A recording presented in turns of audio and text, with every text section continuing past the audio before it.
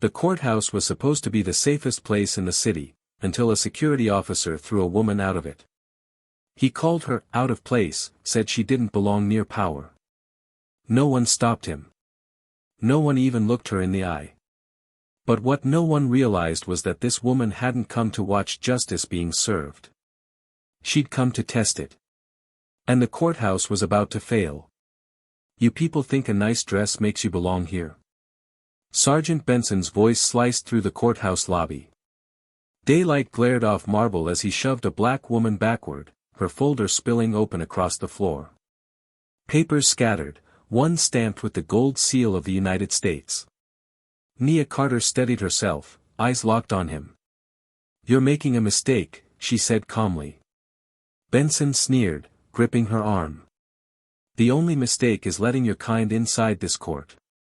Cameras blinked overhead, quietly recording everything he'd just done. Outside, the heat pressed down. Benson shoved her against the steps, his radio crackling with idle chatter. Spectators whispered, phones recording. "Guess they'll let anyone in these days," one guard muttered. Nia's breath trembled, her hand brushing her bruised arm. She looked up, eyes bright but voice low. "Do you treat every woman like this, or just the black ones?" Benson smirked, satisfied with the silence that followed. Around them, no one intervened. A lawyer in a gray suit stepped away, pretending not to see. A bailiff closed the door. That quiet, heavy and cowardly, hurt more than the shove. As she stooped to gather her papers, her fingers brushed the gold-sealed letter again. Round pushpin, the embossed eagle of the Department of Justice, caught a glint of sunlight. She folded it gently back into the folder, her jaw set. "What would you do if this happened to you?" Minutes later, Benson strutted back inside, proud, radio buzzing about, incident handled. He didn't notice the group of plainclothed officers entering the lobby, or the single word whispered into their earpieces, "Confirmed." In the control room, the head of courthouse security frowned at a live feed. "Why is she on the Federal Registry?" he murmured. On screen, Nia Carter adjusted her folder, walking calmly toward the entrance again, escorted this time by two silent agents. Benson turned, startled. "You again? Didn't I tell you?" She reached into her folder, pulling out the letter he had stepped on minutes before.